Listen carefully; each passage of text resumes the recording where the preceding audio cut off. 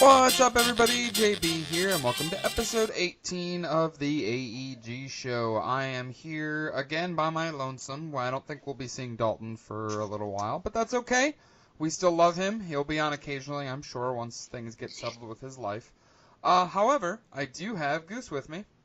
Hey everybody, and yay, we're finally 18 now. We can drink. We're legal! Yeah, I know. That's so Oh, we good. can't drink yet. No, we can't drink. We can't drink yet. We can buy We'll drink cigarettes, and drink. though. And you can vote. And you can go to war. And we also have Marlon here. Hey guys, what's up? So... Well, that was quite the endorsement. Hey. And we also have Marlon here. Well, he didn't help because he's like, hey guys, what's up? Hey guys, I know what I said. But, basically, this show's going to be what kind of should have been last week before we got on a really long tangent with what you've been playing, because honestly, I don't think any of us have really been playing a lot this week. But we say that all the time, so we'll see what happens. But we're going to go into the topic of what games or game types we would like to see, like developers that don't traditionally, like how Goose said last week, like Naughty Dog taking on a Call of Duty game and stuff like that. Something that you wouldn't traditionally think of when you see a developer make a type of game, or there's a franchise that you love that you want to see somebody else's take on it, stuff like that. So we'll get into that here shortly. But first, Goose, what have you been playing? I really haven't been playing much, actually. It's been really slow for me. Yeah, I need Dalton back. I need Dalton to fucking light that fire again. Spur the fire of getting all of the trophies. Yeah. Speaking of which, I almost have all of the trophies in MLB 18. Oh, nice. That's great, man. Is it safe to say that you'll be close, or you'll be getting the platinum soon enough, or you're gonna chip away at it? There's some that are gonna be really tough, but you may chip away at it, or I may chip away at it occasionally. It's not something I'm gonna be actively trying to do, but I would at least like to get the platinum before next year's comes out. So I got plenty of time. Yeah, that's a good goal to set towards. Right. What have I been playing? Go ahead. So I'm 10 games into as this Drupal Cabrera pops up to left. Sorry, folks, I'm watching the game right now. Yeah. God damn.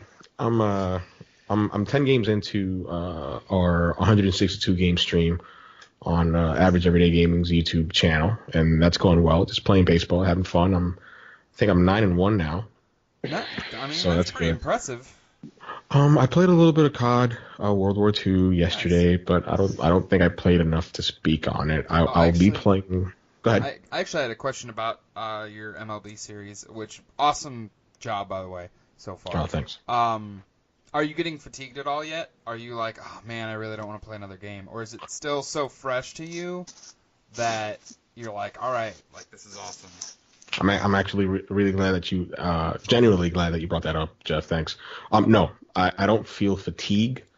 It doesn't feel like an obligation yet. I'm still having lots of fun. Right. The good thing is that I've committed to do this, and hopefully I follow through, and I believe I will. I think we're all going to push you in that direction. For sure. Yeah, for the most part, we'll try. We'll try to support you or force you, whatever works. It'll be tough during the summer months because it gets really busy at work. Right. And for example, it's all about I've spoken off air about this, and it's all about time management. So for example, in real life, the Mets this week play Monday, Tuesday, Wednesday. They have an off day on Thursday, and then they start Friday, Saturday, Sunday. And what I'm going to do is I'm going to play that Thursday off day, and I'll be playing every single day this week. I'll be streaming every single day this week, which I've already streamed today's game on YouTube. Make sure to check it out. Well, when you hear this, it'll be tomorrow's game, but you get the idea. Check it out on Average Everyday Gaming on YouTube. That's right. And what I'll do is I'll have a Sunday off day for myself.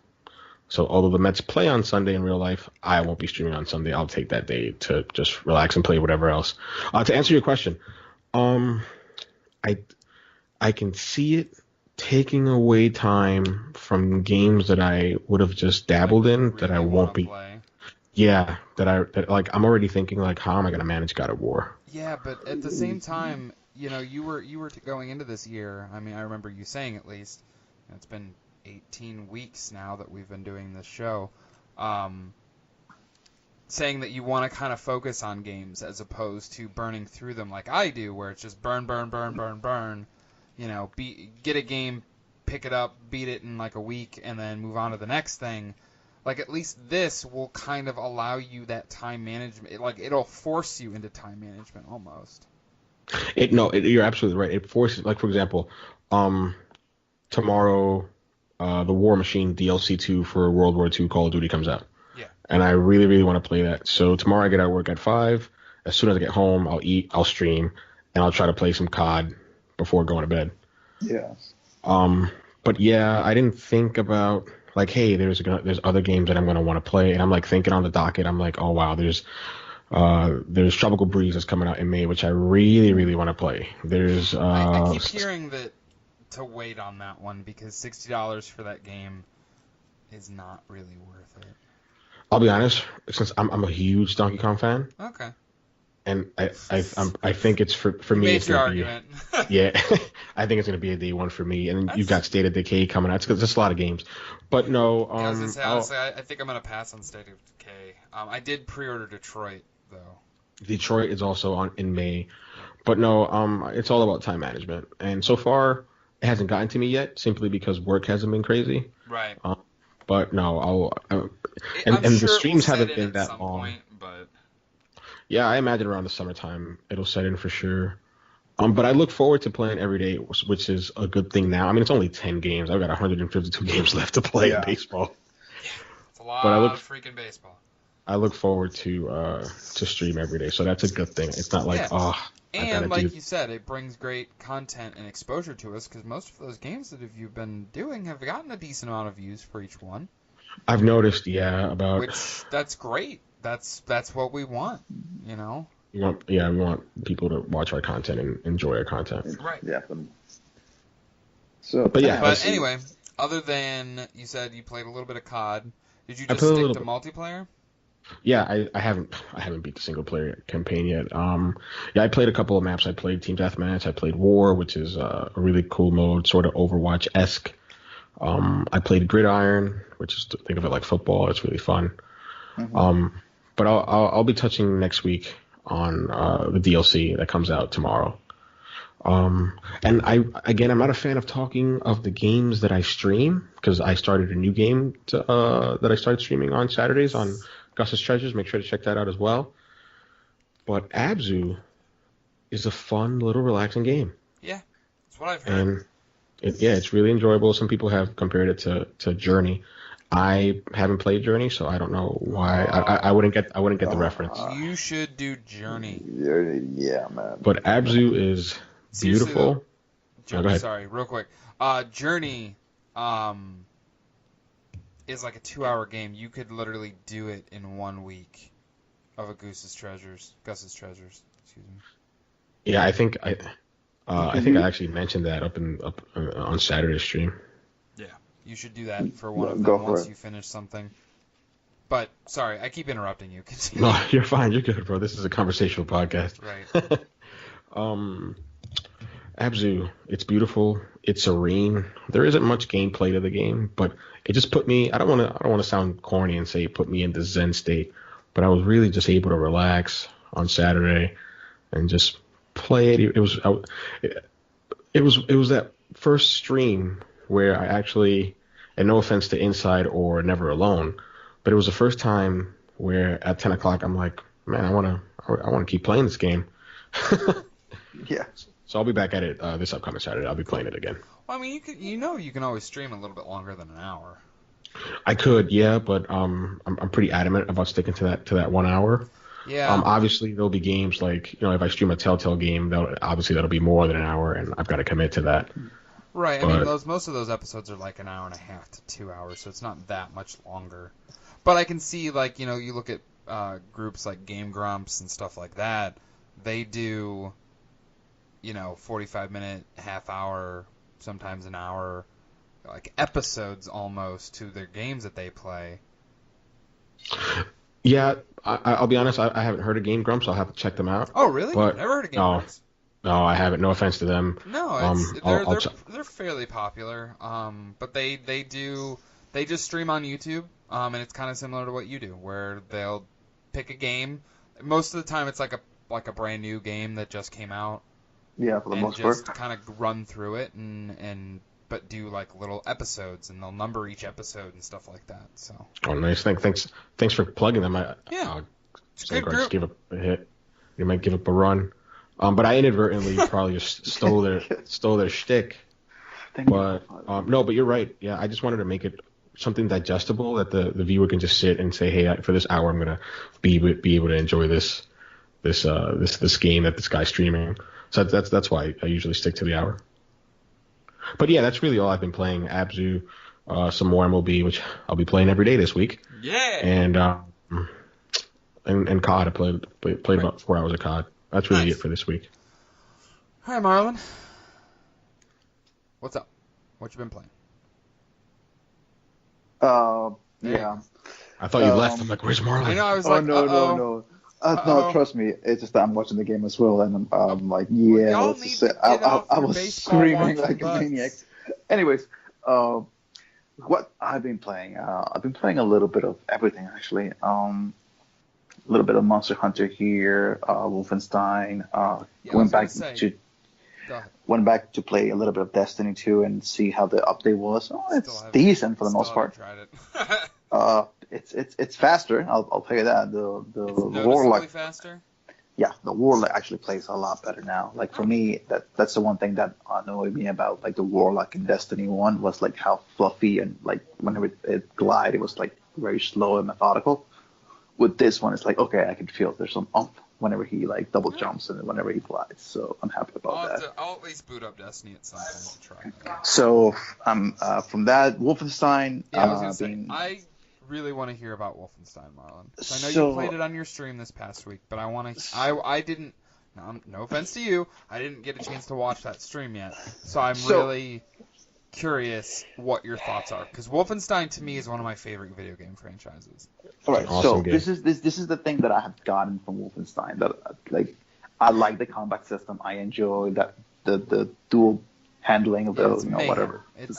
It's controlled chaos of a shooter. Nazi scum. So I enjoy that part. The fact that I can use two shotguns to just slam the fuck out of the guy, like just fun for me. Explode into meat. It's just fun. Yeah, now, giblets. I have a couple of things that I don't like about the game. Two. Okay. Actually, first one. The cutscenes of the storyline. At times, I know they're trying to go for like that comic book-esque, like back and forth, but sometimes it just feels like it's weird. I don't know how to say it in a nicer way. It's like the cutscenes don't line up correctly. It's for me from a narrative perspective. Yeah, from a narrative perspective, it just feels like off at some points. Like, why do you think it feels off? Is it BJ? Is it the writing? I think it's not even the writing. I think I know. Like, I guess you could say that because BJ has been gone in a coma for like 10 years, something like that. I guess you could see it from his perspective that it doesn't line up everything good. Because there's one part in the storyline where you're asked to get some keys to get to the archive, and you're supposed to go meet with Wyatt because that's the guy that I saved. Oh, okay. So you saved the same guy I saved. So I go to Wyatt, and he is like, okay, can I get the keys? And all of a sudden, he's just going crazy on me, going, you left me there, and I have to do all this bullshit. And I'm like, I just wanted the keys. I'm not asking for an entire exposition of you complaining about the entire fucking Nazi regime, man. It's Nazis. What do you expect? So it's like there's just they added some drama that was just unnecessary at some points. But overall, I enjoy like the gameplay. I enjoy some of the cutscenes. I enjoy the fact that Blazkowicz, it's a nonsense motherfucker. It's like he will like I don't care about your bullshit. Fucking emo as shit. I just want to kill Nazis and that's it. I haven't played 2 yet. Oh, so, and like some of the better. Another part that I didn't like was the fact that the game, and I guess some people might like this, but I didn't. Is sometimes the game gives you absolutely no idea where to go. Yeah. I got lost so badly on that stupid like subterranean like Yeah, I mean Aqueducts. I mean, I was like, fuck. don't get me wrong. Like, for me, the story and stuff is kind of what keeps me going, and how just batshit insane That game gets. is. Yeah. And it gets even more batshit insane in 2. Like, you have no idea. I mean, Giant Bomb made their own Game of the Year category for Wolfenstein 2 because there were so many moments that were, like, outdoing each other. Oh, shit moments, yeah. You literally took the words out of my mouth with that Giant Bomb reference. Like, it's like those moments I enjoy. Like those, oh shit, what the those moments I enjoy. It's the fact that I don't like when you add unnecessary drama where you never expected that shit to happen. And it was like the thing with Wyatt would have made me actually feel more careful about the guy if it wasn't for the fact that I just saved the guy like 2 minutes ago, and he's like, "Oh, thank you for saving me, man. I appreciate it." And then the next thing is like, "It was all your fault." It's all I'm like, "The fuck." Are you okay? But I mean, but to be fair to the character, that is his shtick. Like that is the character. Yeah, he's a little schizophrenic, and I agree with Jeff in terms of the story. It's what drove me. I mean, the game came out in 2014. Yeah, I mean, the gameplay. Now, don't get me wrong, the gameplay's good, but they're like Marlon has been pointing out, it gets pretty. Like weird stuff like that. Like yeah, I'm like, it's not bad. It's just unorthodox. Like, I don't know if it was meant to be like that, and maybe now that I'm talking to you guys, thinking about it, you know what? Maybe it is. That's the way that it was meant to be. They're kind of like schizophrenic. Like, this is a 1980s, 1960s. No, I think it's a 1950s game. 1950s like era where Nazis are ruling over the world. It's after the war, yeah. It's alternative history. That's like and we're looking from the point of view of Blazkowicz, who has been in a coma for what past 12 years. Yes. How do you like the stealth sections? I love the stealth sections. See, that's how I felt too. Yeah. I love being able to go through the entire game and just going killing guys left and right just with a freaking knife. I love that. That was one of my favorite parts. Like after I guess I can spoil it. It's been 4 years now, folks. Yeah. After the hospital section where they go into Anya's parents' hospital and just take everybody out, right? And you can just stealth around. That part was awesome. But Marlon, real quick, how do you feel about the game? Like it came out back in 2014. How do you think does it feel dated? Yeah, does it hold up? The game holds up quite well. I'll tell you why. Because the game, the way that it plays so smooth. Like you can just pick up any weapon, any stuff like that, and it will automatically feel like, okay, this is how you use it. There's no like learning curve. Like, oh, I gotta deal. Like in Monster Hunter, we're like, oh, I gotta learn how to do the entire mechanics, and it's shoot, gun, and you're done. And that kind of simplistic style, I like it because it just makes you enjoy the fact that you're killing Nazis. Like it's the most fun thing you can do. It's the stealth sections for me. I particularly enjoy because there's something challenging for me to be able to go through an entire area without getting noticed by a single guard, by a single dog, and just being able to take them down without anybody noticing. And when those things don't happen, and when I get noticed by maybe 1, 2 guards, and everything just goes to shit, I'm like, okay, forget it. 2 shotguns. And you're dead, and you're dead. Next one, you're dead. So it goes from stealth mode to just chaos and like the blink of an eye. 60, yeah. And I love that. So I got no problem with that. So what else? Other than Wolfenstein, what else have you been playing this week? Oh, I finally got a lot of the crowns in Monster Hunter, so cool. I'm only missing 10 more crowns to almost get ready to the put a pin in it for a while. Yeah, just getting those 10 crowns and I get the platinum trophy. I am done for the next couple of months. Holy God. Are you really done? Oh my God, be really done. It's 350 hours in this goddamn game. You said that about Destiny. Yeah, but Destiny is like for me it was like a game that I could veg out with my friends. But I think that's the thing that made me play so much hours with Destiny is the fact that it wasn't just the game. The game's repetitive. The game it's not that long. But the fact that I'm able to play with friends and just have these mini adventures in the raid would just make me want to come back and play more and more. So you're getting these crowns in Monster Hunter. And you said you're about 10 crowns away from getting the platinum trophy now? Yep. All right, fair enough. Cool. So I'm actually like almost really happy about that. So I'll probably after the podcast I'll probably go back and try to grind some of the crowns out and just be done with it. Very cool. And by the way, these are random drops, right? Oh no! Like okay, this is what happens. The game randomly generates the size of the monsters whenever you go to a quest. So for you to get the crown, you need to get a monster that is either 25% bigger than the normal monster or 25% smaller than the regular monster. And this game, it's like, it could be, let's say, for example, that the Great Jaguars, to get the gold crown for the giant gold crown, it needs to be 1,300. If you get 1,299, you don't get the crown. So can you imagine dealing with that with 42 monsters? This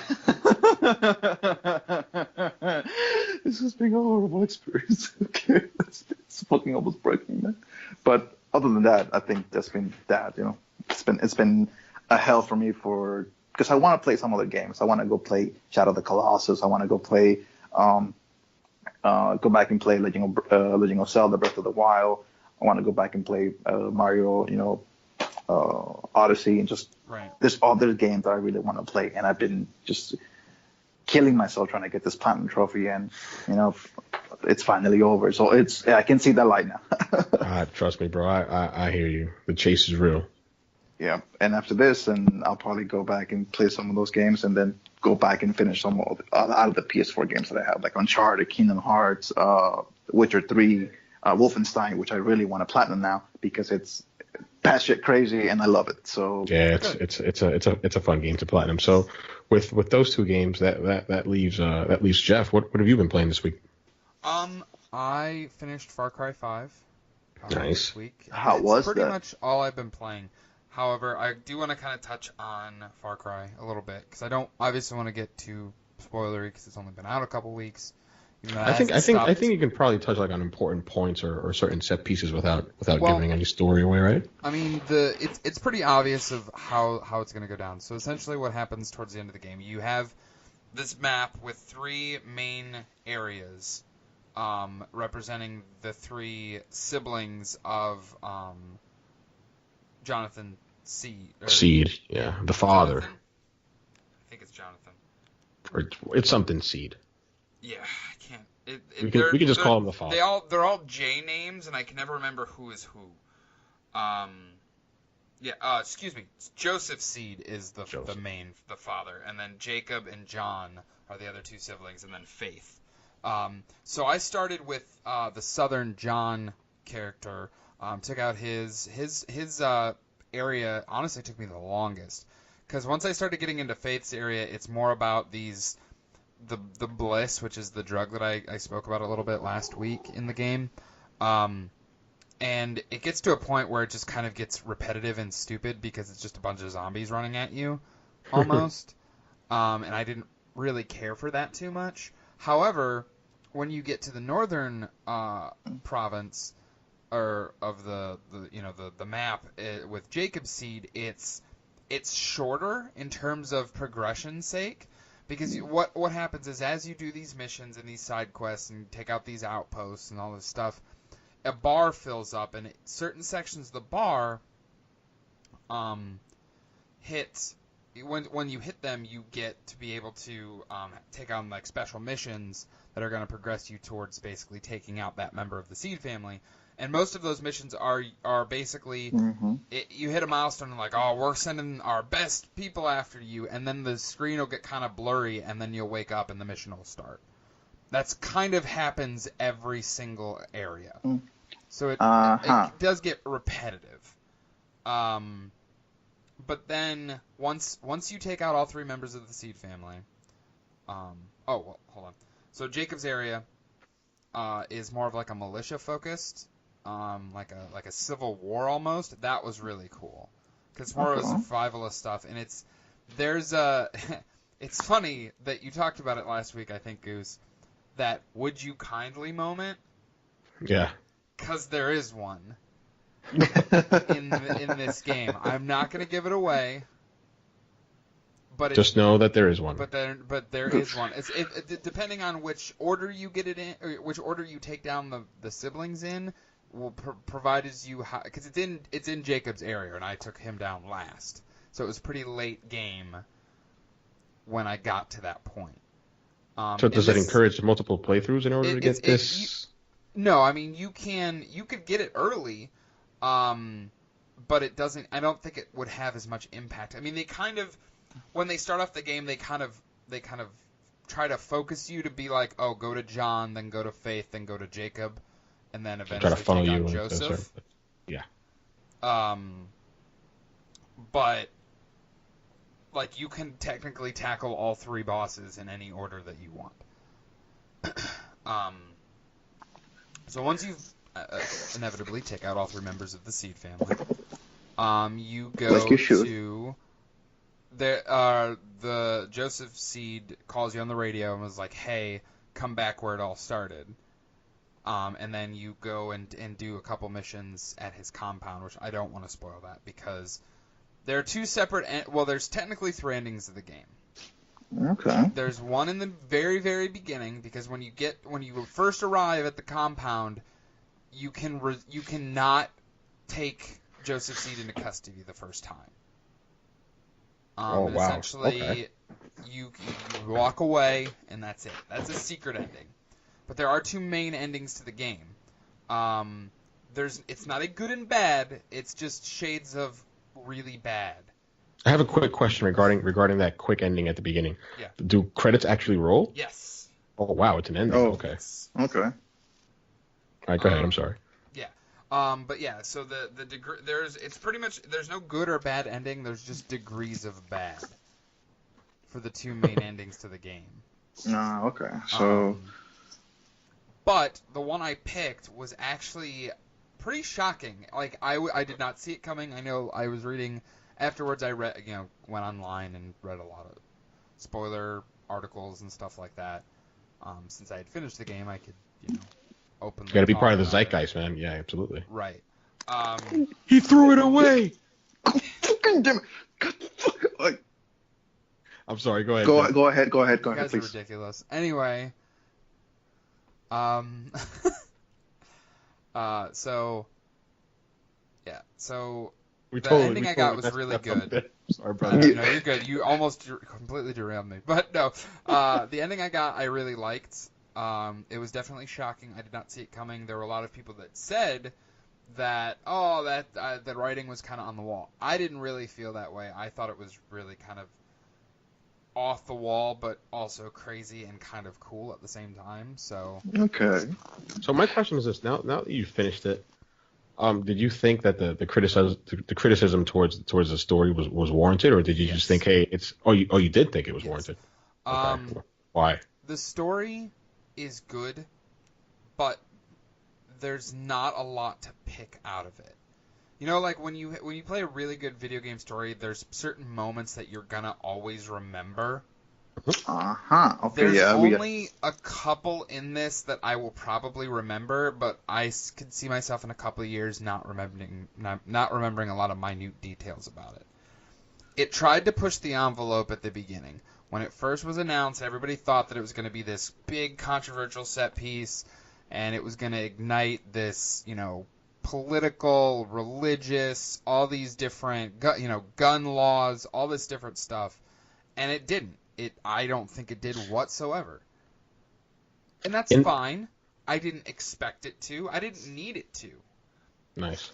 But, because it's Far Cry. It's a silly Far Cry game, and that's what everybody's like, oh well, it's Far Cry. I'm like, yeah, it is Far Cry. It's a video game. I like games to be edgy. I like games to elicit emotion from me. BioShock, Last of Us, games have,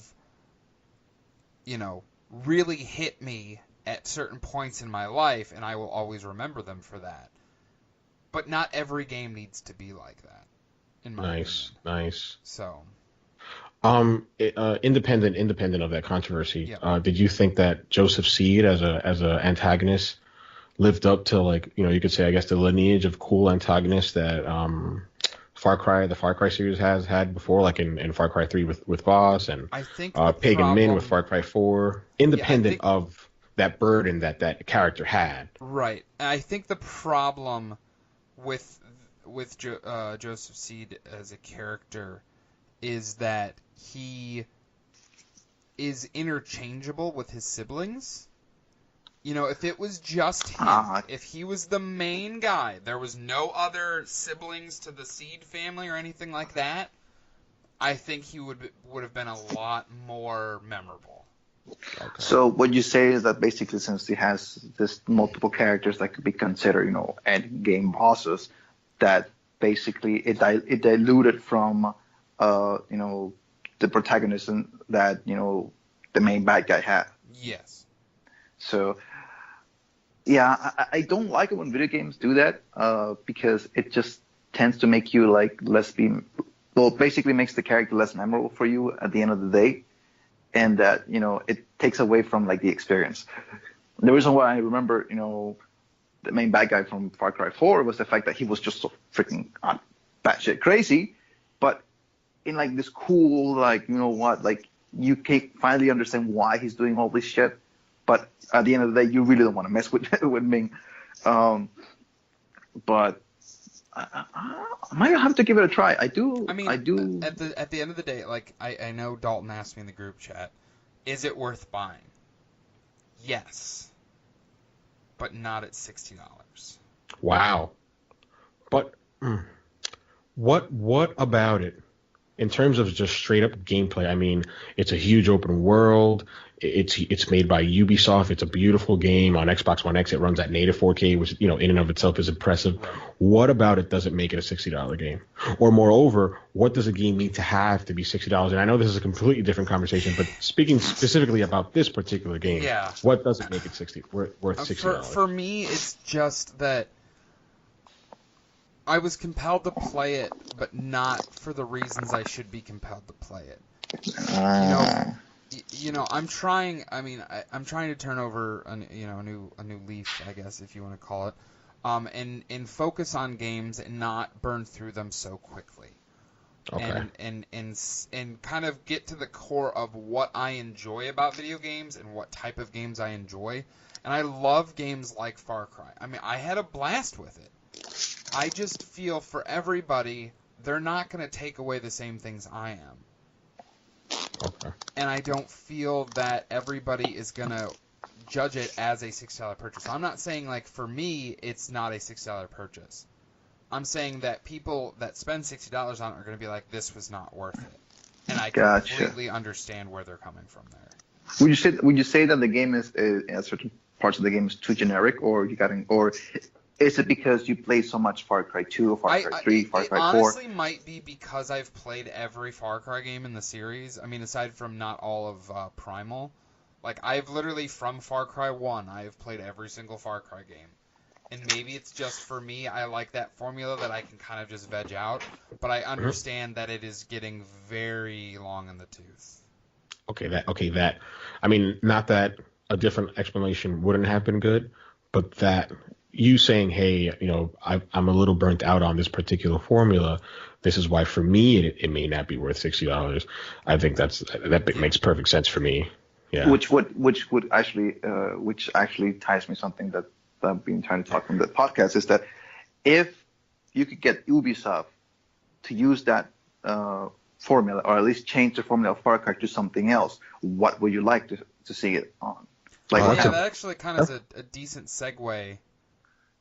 It's a solid segue into our topic. So yeah, I just think that they need to streamline the formula a little bit more. Like, I know they have, where Far Cry 3 started and where Far Cry 5 is now, they've definitely streamlined a lot of the things that people didn't like about this game. Like no more towers, for example. What's that? Mm-hmm. Yes, like cutting out the towers, But, like, for me, the fun of Far Cry 3 was sneaking through that outpost and not being seen and not raising alarms and stuff like that. Like, I am a huge fan of stealth games. I love stealth games. I don't feel that the Far Cry formula is now we're just going to make the most batshit insane thing that we can think of. and it's kind of getting away from, I think, what made me fall in love with that series. So I would like to kind of see them go back to their roots, but streamline it more. Actually, you just touch upon something that I really kind of would love to see. Is I would love to see a Splinter Cell game on a Far Cry. Like a first-person Splinter Cell game? Like a first-person Splinter Cell, but on like a setting like a Far Cry, where I can basically like stealth through the entire map. So, well, I mean, we're gonna touch on that. Yeah, we're gonna touch on that. I was gonna say that's kind of a good. That's a good. Like a good segue, yeah. It's a good topic. segue because of the announcement of the Splinter Cell content for Ghost Recon is actually what I'm going to be focusing on. I did not know about that actually. Yeah. That was a foul tip. Come on. Anyway, watching this stupid. Marlon, they just announced today that they are doing Sam Fisher is coming to Ghost Recon Wildlands for a special event where you're going to be able to play as him in a set mission. Michael Ironside is back. And not even just, Sam Fisher's back. Fucking Michael Ironside voicing Sam Fisher is back. God, that's going to be fucking awesome. I know. I literally, I was telling Goose before you got on the thing that I re-downloaded Ghost Recon Wildlands simply to play that. God, now I really, really want to fucking. Oh God, now I gotta buy it. Damn it. Yeah, you. Well, to be fair to you, you did choose Monster Hunter over it, and you put like 300 hours plus. So that was a good buy. All right, man. Yeah, it was actually Jeff. It was basically between Ghost Recon Wildlands and Monster Hunter, and I was deciding between the two of them, and I was like, you know what, I'll go with Monster Hunter. But now I'm like, God damn it, I'm so fucking pissed. Nice. I mean, it's you could probably find it for pretty cheap now at this point, Marlon. But they are doing a second round of season pass. And this is kind of kicking off that new season of content, but this is free. It's a free update for the game. Yeah. So. It's going back to to the core, I 100% agree with you, Marlon. I love stealth games, like I've said. I would love to see.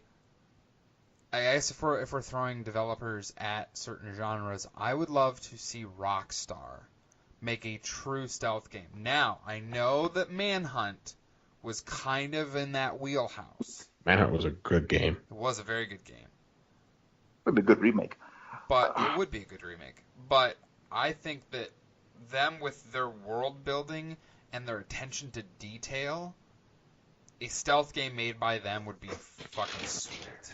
All right, fellas, let's cut to the chase. Let's just talk about the topic at hand. This is it. The topic. It's like Jeff mentioned at the beginning of the podcast and last week's. We're gonna think about not our favorite publishers, but which developer would we team up with, which genre, or Rockstar is one of my favorite publishers, but that's fine. Specifically, which developer can we team up with a certain genre or a certain game? And I'll let Jeff continue on, but he was talking about how he would love. You said he would love Rockstar to take on a stealth game. Yeah. But yeah, so go ahead, Jeff. I mean, I really don't have much more to say than that. I don't know. Like, I can't think of. They're how detail oriented, and then they have this open world, and could you imagine like having like an open area like similar to almost like Metal Gear, but more modernized as a franchise and as a style of game. Because I mean, as much as I love Metal Gear Solid 5, one of my favorite games of all time, however, it's still very Japanese and it's still very clunky in that Metal Gear sort of way. Where I feel like Rockstar doing it would be something like, just imagine like a giant open world stealth Battlefield game. I mean, they did have a game called Stealth announced for PS3 that never saw the light of day, so you may get your wish. They did, didn't they? Yeah. No, it wasn't Stealth. It was called Agent. Sorry, it was called Agent. You were right. You were right there. It's not called Stealth. I had to correct myself. That was a really shitty movie in like the 1990s or early 2000s. Yeah. About that fucking jet fighter. Yeah, I was inspired by Reset Era and Gaff. You see these threads pop up every once in a while. All right, what are yours, Goose? Go ahead. You've seen it a little bit. I mean, we had Guerrilla make an open world game. I mean, who would have thought that Guerrilla Games, who focuses on shooters, makes open world games? Me personally, I'm a huge fan of Naughty Dog. and the set pieces they create and the narrative that they tell. And I would love to see Naughty Dog's take on a first-person shooter. And first-person shooters, they can have big open sandboxes. They can have linear corridors like in Wolfenstein, like in Killzone and Shadowfall, where you have those big open spaces. But I would just love to have Naughty Dog's take on the first-person genre and see what they would be able to create with it in a first-person view. And, I mean, we already know what they're going to bring to the table in terms of narrative, the narrative chops, in terms of graphical quality. But what could they do in a multiplayer space? And the Uncharted games had co-op and multiplayer, but no offense to them. I mean, The Last of Us had a great multiplayer section to it, which was awesome. But I would love to see them bang out, not a Call of Duty, but some new IP in first person. That's one of the ones that I've always wanted Naughty Dog to tackle. I'll stop there. Really I've got like 2 or 3 others, but you guys go can ahead, man. Go ahead. I don't have any more unless Marlon, you want to jump in. So let me ask you, Bruce, what would you prefer for Naughty Dog to tackle? Would you prefer a World War II style, or would you prefer something like like a modern style warfare? I would prefer something in the here and now. Not necessarily Call of Duty, and it sounds like it sounds cheap to just say, hey, whatever Naughty Dog wants to do, but just whatever it is that they'd like to do. I mean, it could be something in space, something like maybe not Dead Space, but something like Event Horizon, or I don't know, something different, something that we can't point at Naughty Dog and say, hey, this is the stereotype, these are the games they do, right? Because when we look at them, we think Uncharted, we think The Last of Us, we think linear third-person games, big set pieces, narrative-driven games, but I want something fast and loose where it's just action. I want to see their take on a first-person, action-heavy, gameplay-heavy game. And no offense to them, because I'm of the mind that I don't think their games are as gameplay-focused, and that's okay because they know what they're after, and I love their games. But I would love to just see their take on a first-person shooter. Likewise, believe it or not, I'm new to the Halo franchise this generation. I'd never really played Halo before. And I like 343 Industries in the games that they create. I liked Halo 4. I liked the Master Chief Collection that they remastered. I liked Halo 5 multiplayer. I think it would be awesome if Microsoft just lets them create a new IP. What new IP? Now, I guess this is cheap. It was okay. I would love to see them create a third-person open world game. Not like Horizon, something completely different. Something set in the United States. When I was a kid and I first played Grand Theft Auto 3, I was like, wouldn't it be awesome? And Ubisoft has been the only publisher to get this right a little bit, and it did it in the driving game of all games. Uh-huh. In The Crew, you can traverse all the 48 contiguous states. And I think it would be awesome, like if a developer, 343 Industries in particular, could make this huge open world game set in the United States, where you could just travel all over the 48 contiguous states. I know maybe people don't find that interesting. Like, what would the gameplay hook be? Would it be a simulation? I don't know. But I would want them to step out of Halo and create something new. I think that would actually be really cool. I think for me, it's not necessarily like a developer that is like completely out of their genre, because this developer knows how to do this type of games well, and they have done it in the past. What I really would like to see is Insomniac take on either Banjo and Kazooie or a new Donkey Kong game like the old N64 one, and just like actually pay a great homage to like the old '90s platformers. That like, because I know that Rare. I know Microsoft is, in control of the IPs, and I know that would never happen. But the fact that, Insomniac has just done great platformers, like look at Ratchet and Clank. They know how to do the formula correctly. Ratchet and Clank, the newly announced Spyro remasters, they were behind the Spyro trilogy too. Yeah. So the fact that just if we could get like a great Banjo and Kazooie remake with them on the helm with Rare help and support them, I would like on board for that. Another type would be Nintendo, just like the way that they did Legend of Zelda Breath of the Wild, that type of like art style, but like on a Pokemon game, like an open world where you can just like if you see the mountain over there, you see Ho just walk flying around through the mountain and just saying that you can go out there and just actually catch it. It's not like the old RPG. I mean that would be awesome, Marlon. It's like not to pop your bubble, Marlon, but Insomniac isn't a Sony exclusive developer. They're independent, so maybe they could in the future, sign a deal with Microsoft to develop your dream Banjo game. So never count that out. So if that happens, it'll be freaking awesome because the last Banjo Kazooie game, let's just say not very good. Nuts and Bolts was all right. I mean, it wasn't. Was not okay, man. It was not. It was suited to be a platformer, and they turned it into a freaking car game. I was like, God damn it. They fucking killed it. But I mean, fair enough. Other than that, I mean, I guess you could say, like a Kingdom Hearts. Well, not Kingdom Hearts, but Square Enix basically making. Well, they did try to go for the fighting game, and I liked the Dissidia series, but something more arcadey, I guess you could say. Something like a 2D,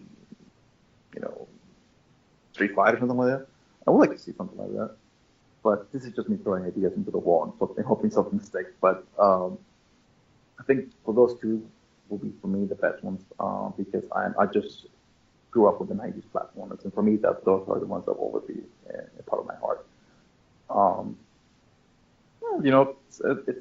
It's just that there's so many things that developers could do with different genres that they normally wouldn't do. First of all, let's take The Witcher. Let's take Red. Imagine a game like that, Witcher, but like in a World War II setting, where you're basically just this guy, like a soldier in the middle of the battle, middle of freaking Germany, and you have to traverse the entire European countryside trying to get to other things, and doing quests for them, and just like an RPG setting on a World War II. Like, that would be freaking cool. At least for me. Maybe I'm just a sucker for quests. Think about it. Can you imagine? You're a soldier, and instead of just going out there and shoot people, you basically have to like help them out. Like, okay, you need to deliver this to this area. You have to traverse the entire, World War One setting, or like the entire trenches, and just trying to get there like on a stealth without being seen, and just that kind of thing would be freaking cool. Yeah. So I can. But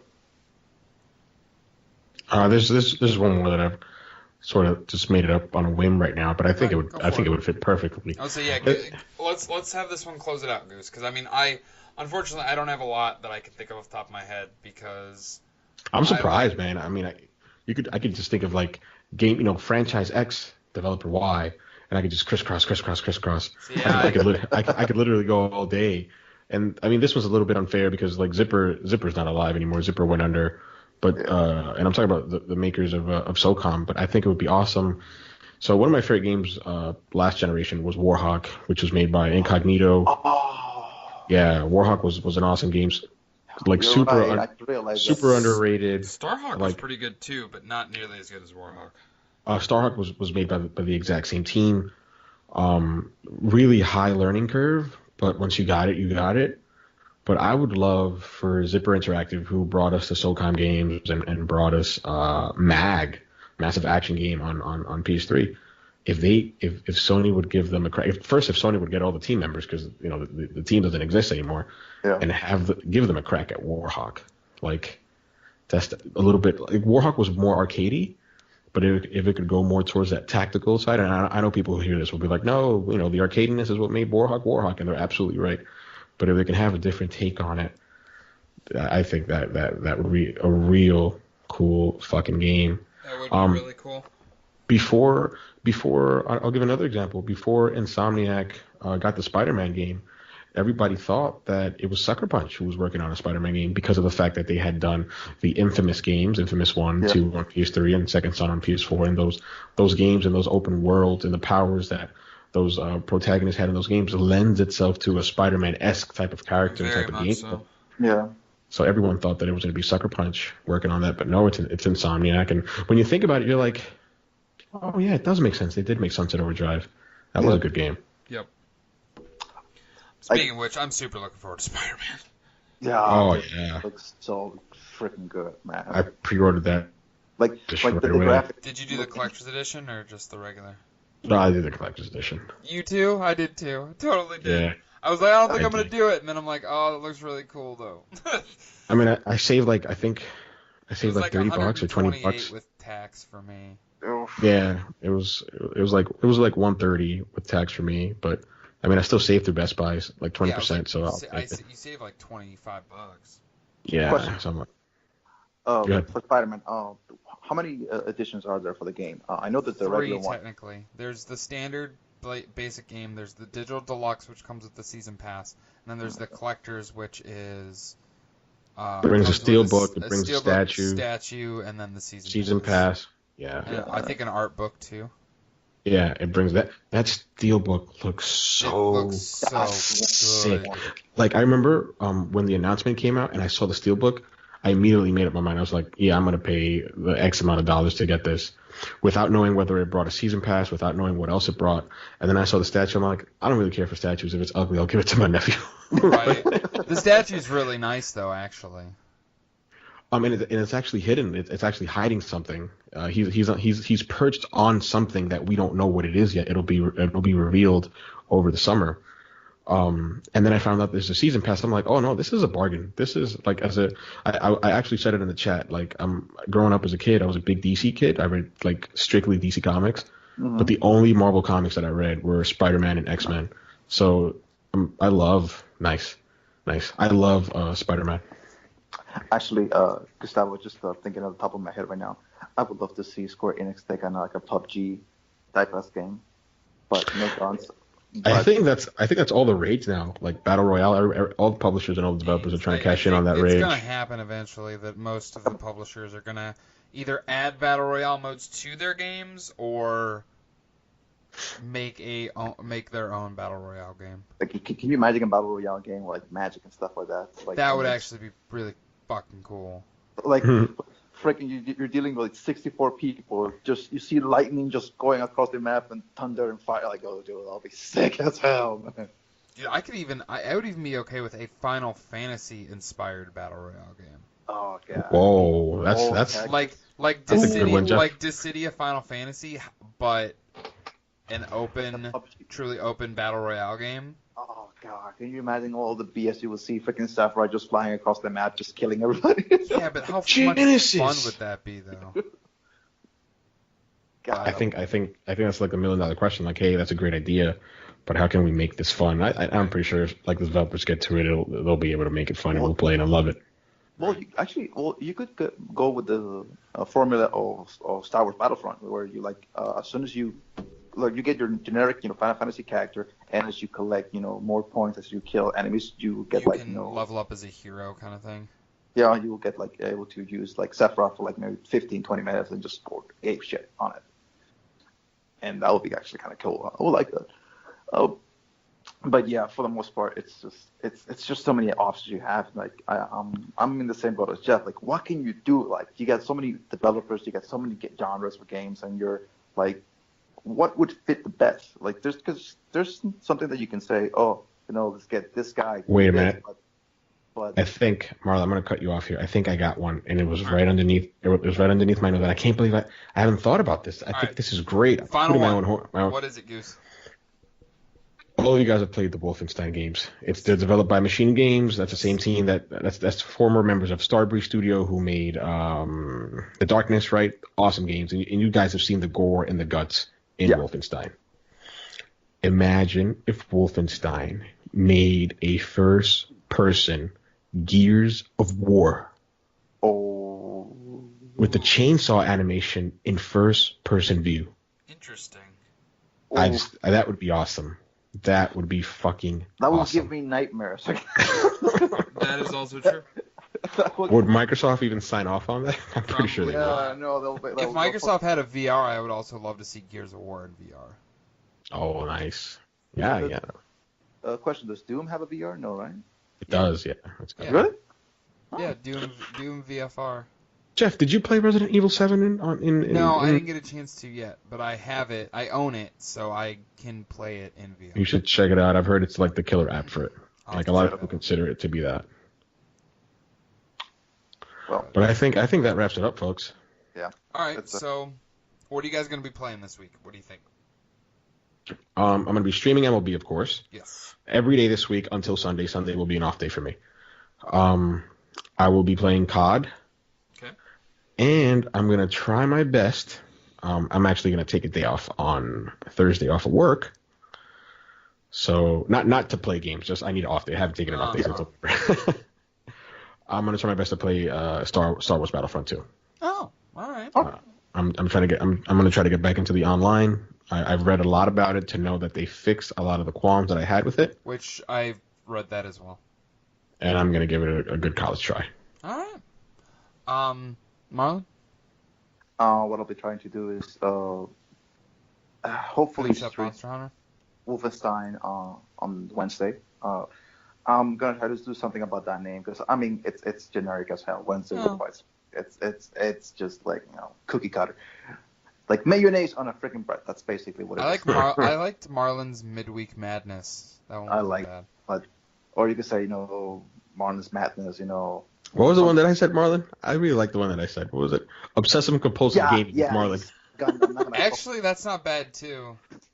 I like that a lot, actually. God damn it! Do I look like a goddamn psycho? Well, actually, I do. OCD Wednesdays with White Sun. No, you don't look like a psycho. I just think it's like a fun riff because like when people get more familiar with your stream, especially when you play those Destiny type looters, those looter games, they'll be like, okay, yeah, this guy isn't playing around. This guy's about his business. It should be I'll see what OCM, Obsessive Compulsive Compulsive game. Come to Miami to all this obsessive compulsive.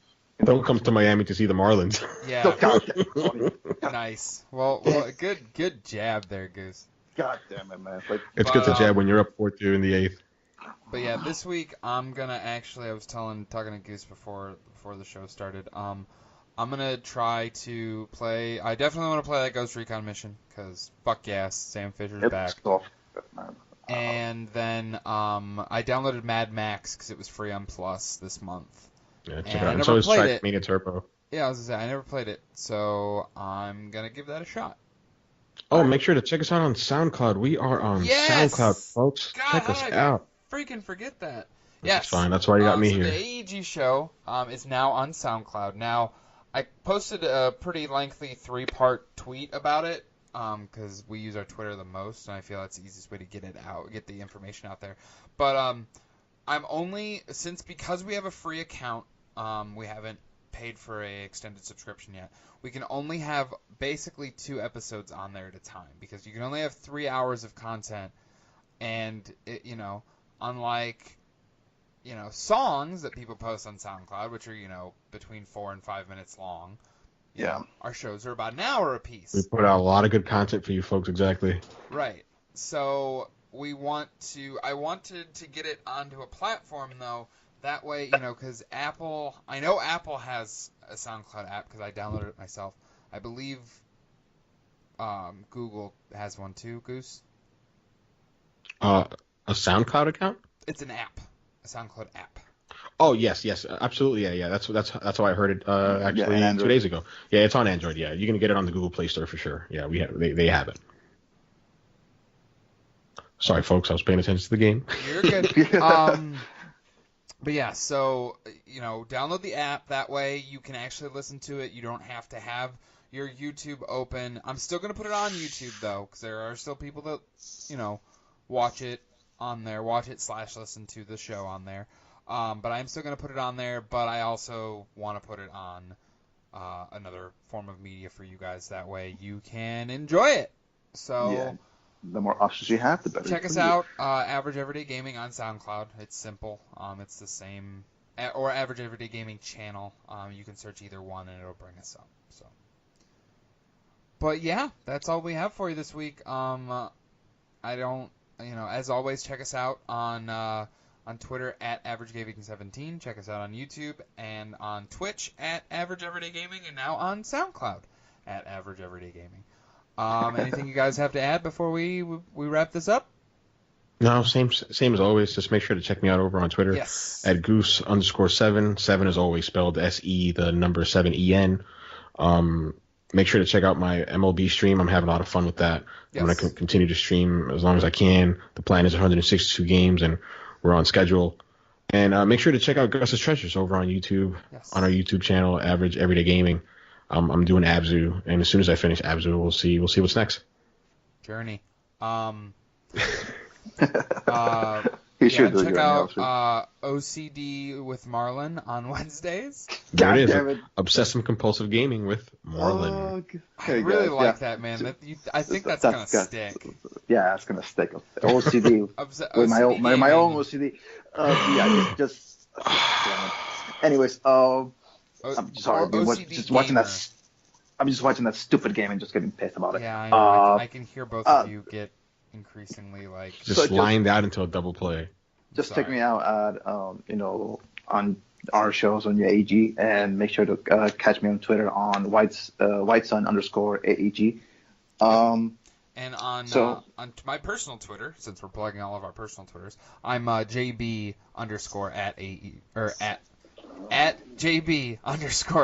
Man, I fucked that up. Anyway,